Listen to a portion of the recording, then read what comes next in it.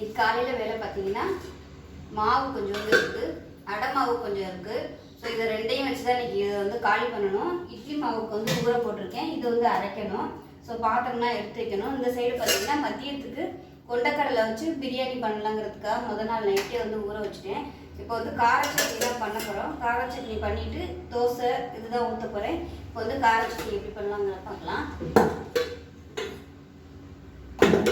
இதுக்குள்ளே இந்த மாவு வந்து அரிசி ஊற போட்டுடலாம் கழுவிட்டு. இப்போ பார்த்தீங்கன்னா கார சட்னி செய்கிறதுக்கு இந்த சைஸுக்கு ஒரு தக்காளி எடுத்துருக்கேன். சின்ன சைஸாக ஒன்று எடுத்துக்கோங்க. இதில் பார்த்தீங்கன்னா ஒரு 15 சின்ன வெங்காயம், 15 வரமிளகாய் எடுத்திருக்கேன். இதுக்கு வந்து காரம் கொஞ்சம் கூட போட்டால் தான் நல்லாயிருக்கும். ஏன்னா மாவு கரைச்சி ஊற்ற போகிறதுனால அந்த காரம் வந்து அப்படியே அமைக்கிறதுனால கொஞ்சம் கூட போட்டால் தான் நல்லாயிருக்கும். இப்போ இந்த வெங்காயத்தை உரிச்சிக்கலாம், இந்த தக்காளியை வந்து நறுக்கிக்கலாம். வந்து உரிச்சாச்சு. இப்போ வந்து ஒரு மிக்சி ஜாரில் சேர்த்துக்கலாம். அதே மாதிரி தக்காளியும் சேர்த்துக்கலாம்.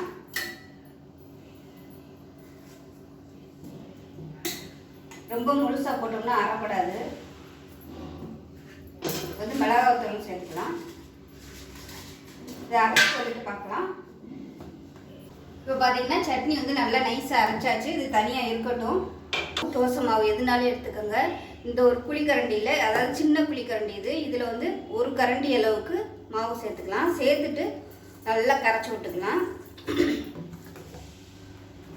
தண்ணி தேவைப்பட்டுச்சுன்னா நீங்கள் தண்ணி ஊற்றிக்கோங்க. ஏன்னா இது நம்ம லைட்டாக கொதிக்க விட போகிறோம். கொதிக்க விடையில கொஞ்சம் கெட்டியாக வரும், அதனால் தண்ணி வந்து ஊற்றிக்கலாம்.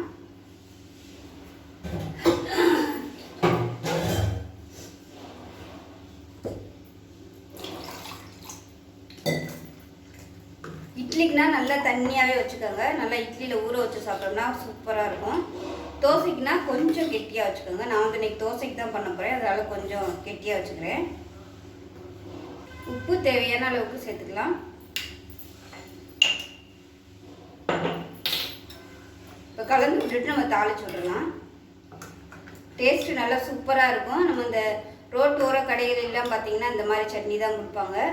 அவங்களாம் வந்து அதிகமாக வதக்க மாட்டாங்க, இந்த மாதிரி பச்சையாக தான் அரைப்பாங்க. ஏன்னா அவங்களாம் நம்ம வீட்டில் வந்து நல்லா வதக்கி அரைப்போம். ஆனால் அவங்க வந்து அந்த மாதிரிலாம் டெய்லி வந்து இந்த மாதிரி வதக்கி அரைச்சி சொன்னாங்கன்னா அவங்களுக்குலாம் கட்டுப்படி ஆகாது. அதனால் எப்பயுமே அவங்கெல்லாம் வந்து பச்சையாக தான் இருக்கும் அவங்க கொடுக்குற சட்னி எல்லாமே. அது ஒரு டேஸ்ட்டும் கொடுக்கும். முதல்ல நம்ம தாளிச்சு விட்டுக்கலாம் அந்த சட்னியை. இப்போ கேஸ் ஆன் பண்ணிக்கலாம். ஆன் பண்ணிட்டு எண்ணெய் சேர்த்துக்கலாம். இதுக்கு வந்து நல்லெண்ணெய் சேர்த்திங்கன்னா தான் நல்லாயிருக்கும் இந்த சட்னிக்கு. ஆனால் நான் வந்து இன்றைக்கி ரீஃபைண்ட் ஆயில் தான் சேர்த்துருக்கேன். நீங்கள் வந்து நல்லெண்ணெயில் பண்ணுங்கள், சூப்பராக இருக்கும்.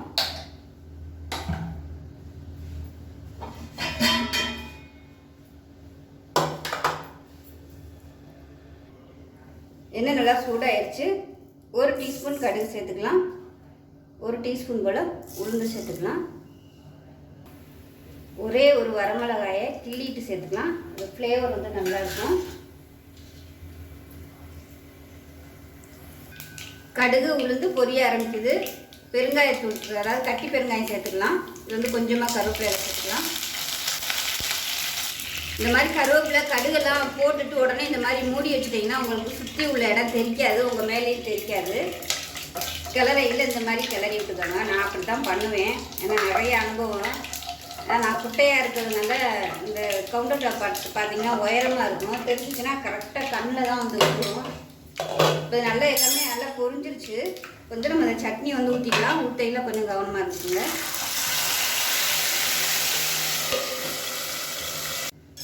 இது வந்து ரொம்ப கொதிக்கணும்னு அவசியம் இல்லை. லைட்டாக கொதிக்க ஆரம்பித்ததும் நம்ம அமர்த்திடலாம். அந்த மாவு சேர்த்துருக்கிறதுனால அந்த மாவோட பச்சைத்தன்மை எல்லாம் போகணும். போனதுக்கப்புறம் லைட்டாக அப்படியே திக்னஸ் ஆக ஆரம்பிக்கும் அது கொதிக்கையில். அந்த ஸ்டேஜில் வந்து நம்ம அமர்த்திடலாம். இப்போ பாருங்கள் நல்லா கொதிக்க ஆரம்பிச்சிருச்சு. கொதிப்பு தான் வர ஆரம்பிச்சிருக்கு. இப்போ அமர்த்திடலாம். அவ்வளோதான். டேஸ்ட் பண்ணி பார்த்துக்கோங்க, உப்பெல்லாம் கரெக்டாக இருக்கான்னு. உங்களுக்கு பார்க்கையிலே தெரியும் நல்லா ஒரு அந்த திக்னஸ் வந்துருச்சு பாருங்கள். இந்த மாதிரி தான் இருக்கணும். அவ்வளோதான், அமர்த்தியாச்சு. சூப்பரான கார சட்னி ரெடி ஆயிடுச்சு. இப்போ பார்த்திங்கன்னா காலையில் ஒர்க் எல்லாமே முடிஞ்சிருச்சு. எல்லாருக்கும் தோசை ஊற்றி கொடுத்து எல்லாம் சாப்பிட்டுட்டு கிளம்பி போயிட்டாங்க. அதுக்கப்புறம் மிச்சம் இருந்த பாத்திரம் எல்லாமே க்ளீன் பண்ணிவிட்டேன். க்ளீன் பண்ணிவிட்டு இப்போ அந்த சைடு பார்த்திங்கன்னா மாவு ஓடிட்டுருக்கு. இங்கிட்டு பிரியாணிக்கு தேவையான எல்லாமே வந்து ரெடி பண்ணிகிட்ருக்கேன். அந்த டைமிங்கில் வந்து பிரியாணிக்குள்ளே எல்லாத்தையும் ரெடி பண்ணிட்டோமா கிச்சனையும் கொஞ்சம் க்ளீன் பண்ணி வச்சிடலாம். இஞ்சி பூண்டு பேஸ்ட் வந்து எப்போயுமே இருக்கும். ஸோ இப்போ வந்து தீர்ந்து போச்சு, அதனால் இஞ்சி பூண்டு வந்து ரெடி பண்ணி வச்சுருக்கேன். இப்போ புதினா கொத்தமல்லி எல்லாமே வந்து நறுக்கி ரெடியாக வச்சுக்கிட்டோம்னா சமைக்கிறதுக்கு வந்து ஈஸியாகவும் இருக்கும். நம்ம கிச்சனும் பார்த்திங்கன்னா நல்லா க்ளீனாக இருக்கும்.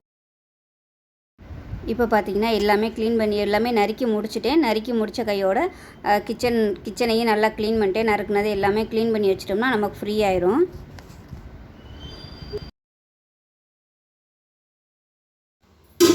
இப்போ பார்த்திங்கன்னா மாவுக்கும் போட்டு அரைச்சாச்சு.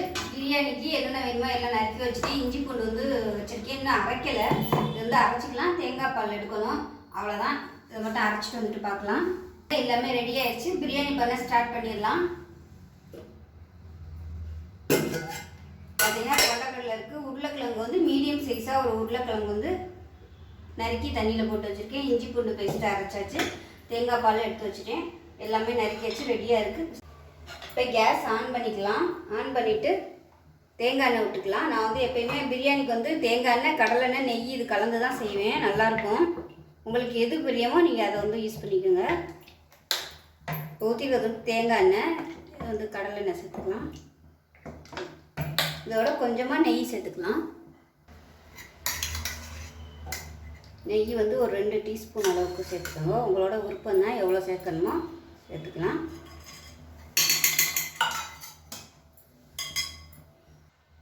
எண்ணெய் சூடாயிருச்சு. சோம்பு வந்து 1 டீஸ்பூன் போல் சேர்த்துக்கலாம். ஒரு பிரியாணி இலை, சின்னதாக 2 துண்டு பட்டை, 3 கிராம்பு சேர்த்துக்கலாம். நான் வந்து கரம் மசாலா இது மட்டும்தான் சேர்த்துருக்கேன். பட்டை கிராம்பு வந்து ஏலக்காய் 3 அரைச்சி வச்சுருக்கேன். அந்த பொடி தான் யூஸ் பண்ண போகிறேன்.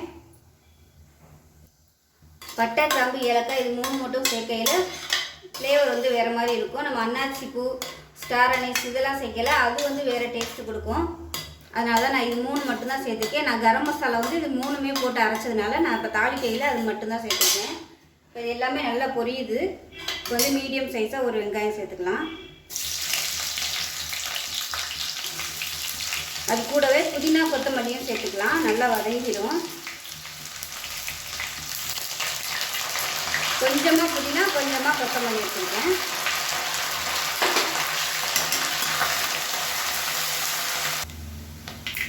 வெங்காயம் நல்லா ப்ரௌன் கலரில் வதங்கிடுச்சு பாருங்கள். இந்த ஸ்டேஜில் இஞ்சி பூண்டு பேஸ்ட் வந்து 1 டேபிள் ஸ்பூன் சேர்த்துக்கலாம்.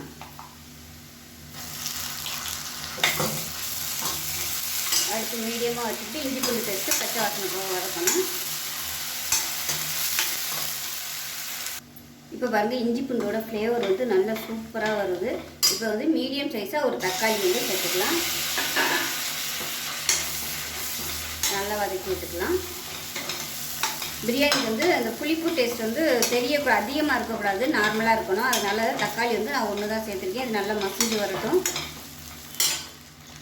இது கரையிறதுக்குள்ளே 2 டம்ளருக்கு பார்த்திங்கன்னா ஜீரக சம்பா அரிசி எடுத்துருக்கேன். இந்த டம்ளரில் இது வந்து 100 கிராம், அதாவது 100 ml தண்ணி பிடிக்கும். கரெக்டாக 100 கிராம் அரிசி வந்து கரெக்டாக வரும்.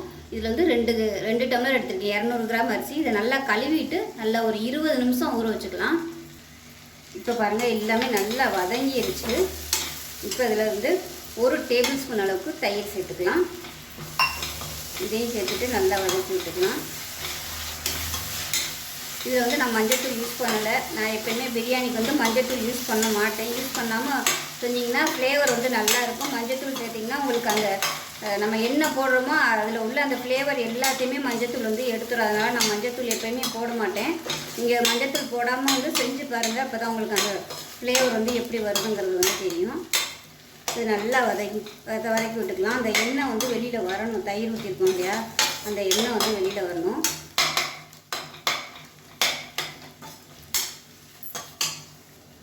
இப்போ வதங்கிக்கிட்டு இருக்கையில் முந்திரி பருப்பு ஒரு 5-6 சேர்த்துக்கோங்க. முதலே சேர்த்து வதக்கணும்னா ரொம்ப கருகி போயிடும். அதனால தான் இந்த ஸ்டேஜில் சேர்த்துருக்கேன்.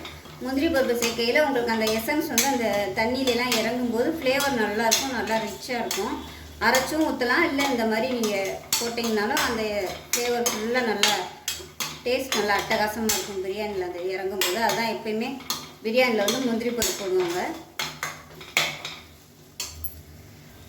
இப்போ நல்லா வதங்கிடுச்சு. இப்போ நம்ம ஊற வச்ச கொண்டக்கடலையை சேர்த்துக்கலாம். நான் வந்து ஒரு 3 கைப்பிடி அளவுக்கு சேர்த்துருக்கேன். இவ்வளோ மிச்சம் இருக்குது. இது வந்து குருமா செய்கிறதுக்கு நம்ம யூஸ் பண்ணிக்கலாம் ஃப்ரிட்ஜில் வச்சுட்டோம்னா. இப்போ உருளைக்கிழங்கு சேர்த்துக்கலாம். எல்லாமே நிறைய போட்டோம்னா அப்புறம் இதுவும் உருளைக்கிழங்கு தான் நிறைய இருக்கும், சாதம் கம்மியாக போயிடும். அதனால் கரெக்டாக தான் போட்டிருக்கேன். இது வந்து அப்படியே தண்ணியை வடிச்சிட்டு ஃப்ரிட்ஜில் வச்சுட்டோம்னா குருமா செய்யலையில் நம்ம யூஸ் பண்ணிக்கலாம். இட்லி தோசைக்கெலாம் குருமா வச்சோம்னா சூப்பராக இருக்கும். அதை போட்டு நல்லா வதக்கி விட்டுக்கலாம். உப்பு சேர்த்துக்கலாம். இப்போ இதில் கரம் மசாலா வந்து ஒரு 1/4 டீஸ்பூன் போல் சேர்த்துக்கலாம். பட்டை, கிராம்பு, ஏலக்காய் இது 3 மட்டும்தான் பொடி பண்ணி வச்சுருக்கிறேன். நான் ஒரு நாளைக்கு அந்த வீடியோ போடுறேன், இது எவ்வளோ அளவு வந்து சேர்க்கணும் அப்படிங்கிறது. நம்ம ஹோட்டலில் எல்லாம் வாங்குற மாதிரி ஃப்ளேவர் சூப்பராக இருக்கும் இந்த கரம் மசாலா போட்டோம்னா. இப்போ நல்லா வதக்கி விட்டுட்டு தண்ணி ஊற்றிக்கலாம். இப்போ இதில் மிளகாத்தூள் சேர்த்துக்கலாம். இன்னும் 1.5 டேபிள் ஸ்பூன் சேர்த்துக்கிறேன். முதல்ல போடணும், மறந்துட்டேன். என்னமோ குறையுதேன்னு பார்த்துக்கிட்டே இருந்தேன். நல்லா வதக்கி விட்டுக்கலாம்.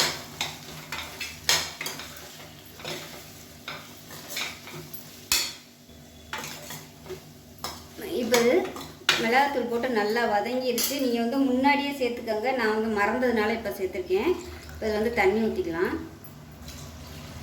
நான் வந்து 1.5 டம்ளர் அளவுக்கு தண்ணி சேர்க்குறேன். ஏன்னா அது நம்ம வேக வைக்க போகிறோம். வேக வைக்கல கொஞ்சம் தண்ணி வற்றும். அதனால் நான் வந்து ஒரு 1/2 டம்ளர் எக்ஸ்ட்ரா ஊற்றிருக்கேன். 2 டம்ளருக்கு பார்த்திங்கன்னா 3 டம்ளர் தான் தண்ணி வைக்கணும். நான் வந்து கொஞ்சம் ஒரு 1/2 டம்ளர் எக்ஸ்ட்ரா வச்சுருக்கேன். இப்போ இது வந்து மூடி வச்சுட்டு நல்லா ஒரு 5 விசில் வரணும். 4 விசில் இல்லை ஒரு 5 விசில். ஏன்னா கொண்டக்கடலை வந்து வேகணும் இல்லையா, அதுக்காக விசில் விட்டுட்டு பார்க்கலாம். நார்மலாக நம்ம அரிசி போட்டு 2 விசில் தான் வைப்போம். 2 விசில் வந்து கொண்டக்கடலை வேகாது. அதனால் 4 விசில் வச்சுட்டு எடுத்தோம்னா கரெக்டாக இருக்கும். அதுக்கப்புறம் நம்ம அரிசியை போட்டு வேக விட்டோம்னா சரியாக வரும். இப்போ பாருங்கள் ஸ்டீம் போயிடுச்சு. எப்படி இருக்குன்னு பார்க்கலாம்.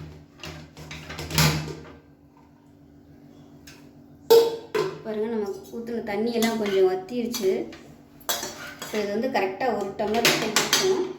இப்போ நம்ம வந்து என்ன பண்ணுறோம்னா தேங்காய் பால் எடுத்து வச்சுருக்கேன். இது வந்து கரெக்டாக 1 டம்ளர் இருக்குது. 2 டம்ளருக்கு 3 டம்ளர் தண்ணி, 1 டம்ளர் வந்து அதிலே இருக்குது. இது 1 டம்ளர், 2வது டம்ளரு.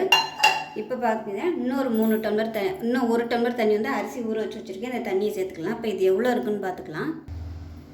இதை பார்த்துக்கலாம். இந்த டம்ளரில் தான் அரிசி எடுத்தேன். ஏன்னா அரிசி ஊறும்போது தண்ணி வந்து குறையும், அதையும் நம்ம பார்த்துக்கணும். அப்புறம் தண்ணி பற்றாமல் போயிடும். இப்போ வந்து கொஞ்சோண்டு தண்ணி கம்மியாக இருக்குது, இதையும் சேர்த்துக்கலாம். இது கொஞ்சோண்டு கம்மியாக இருந்த தண்ணி சேர்த்துக்கிறேன். நல்லா கலந்து விட்டுட்டு உப்பெல்லாம் செக் பண்ணி பார்த்துக்கோங்க.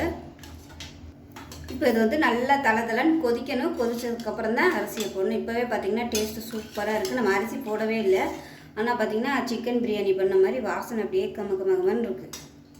ஏன்னா நம்ம அந்த பட்டை கிராம்பு பொடி போட்டது, அந்த தேங்காய் எண்ணெய் யூஸ் பண்ணியிருக்கிறது, அதுதான் ஸ்பெஷலே.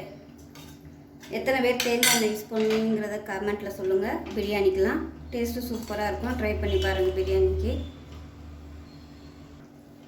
தண்ணி நல்லா கொதிக்க ஆரம்பிக்குது பாருங்கள். இப்போ நம்ம அரிசியை சேர்த்துக்கலாம். இப்போ நார்மலாக நம்ம சிக்கன் பிரியாணி பண்ணணும்னு வச்சுக்கோங்களேன், தண்ணி வந்து கொஞ்சம் நல்லா கொதிக்க விடணும். இது நம்ம ஏற்கனவே நம்ம குக்கரில் விசில் வச்சதுனால அந்த எசன்ஸ் எல்லாமே அந்த தண்ணியில் இறங்கியிருக்கும்.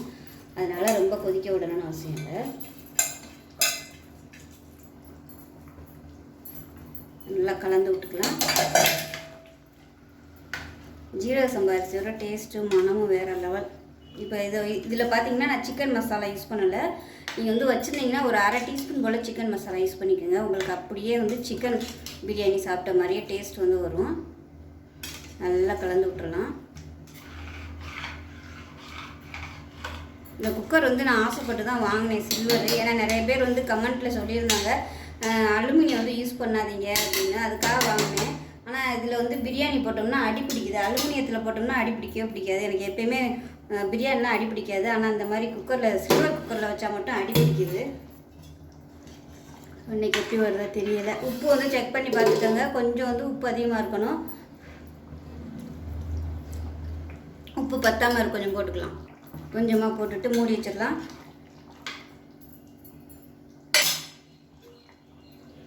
மூடி வச்சுட்டு 2 விசில் விட்டுட்டு ஸ்டீம் போனதுக்கப்புறம் பார்க்கலாம். விருப்பம் இருந்தால் நீங்கள் வந்து நெய் மேலே அப்பெல்லாம் ஊற்றிக்கலாம். நான் முன்னாடியே ஊற்றுனதுனால இப்போ ஊற்றலை. ஃப்ளேவர் பிடிக்கும்னா நீங்கள் ஊற்றிக்கோங்க. இப்போ பிரியாணி எப்படி இருக்குன்னு பார்க்கலாம். நல்லா ஸ்டீம் போயிடுச்சு பாருங்கள், சூப்பராக வந்திருக்கு. நம்ம சிக்கன் பிரியாணி சாப்பிட்டா எப்படி இருக்குமோ அதே மாதிரியே வந்திருக்கு. வச்சுட்டு பையன்கிட்ட போய் பேச உட்காந்துட்டேன். அது இன்றைக்கி 3 விசில் வந்துச்சு. இப்போ 2 தான் வைப்பேன், இன்றைக்கி 3 வந்துருச்சு. பரவாயில்ல, இன்றைக்கி என்னமோ அடி பிடிக்கல. இல்லைன்னா அடி பிடிக்கும், லேசாக இருந்தால் பிடிக்க ஆரம்பிக்கும். அது என்னமோ அந்த சில்வர் குக்கரில் வச்சா மட்டும் இப்படி அடி பிடிக்குது. எனக்கு மட்டும்தானா இல்லை எல்லாருக்கும் பிடித்தானாங்கிறது தெரியல. சூப்பராக வந்திருக்கு. நல்ல வாசனையாக நம்ம ஹோட்டலில் நம்ம சிக்கன் பிரியாணி வாங்கி சாப்பிட்டா எப்படி இருக்குமோ அதே மாதிரியே நல்லா கம்மன்னு இருக்கும். ஆறுச்சுன்னா நல்லா இன்னும் உதிரியாக வந்துடும். அவ்வளோதான், சூப்பரான பிரியாணி ரெடி ஆயிடுச்சு. லஞ்சுக்கு ஹெல்த்தியான பிரியாணி. இது நீங்கள் லஞ்ச் பாக்ஸ் கூட பிள்ளைகளுக்கு கொடுத்து விடலாம், நல்லாயிருக்கும். பிரியாணி சூப்பராக வந்திருக்கு. ஸோ கண்டிப்பாக நீங்களும் இதே மாதிரியே செஞ்சு பாருங்கள். செஞ்சு பார்த்துட்டு டேஸ்ட் எப்படி வந்துச்சுங்கிறத சொல்லுங்கள். இந்த வீடியோ பிடிச்சிச்சுன்னா லைக் பண்ணுங்கள். இந்த vlog எப்படி இருந்துச்சுங்கிறத சொல்லுங்கள். வேறு என்ன மாதிரி லஞ்ச் வேணும்னாலும் கமெண்ட் பாக்ஸில் சொல்லுங்கள்.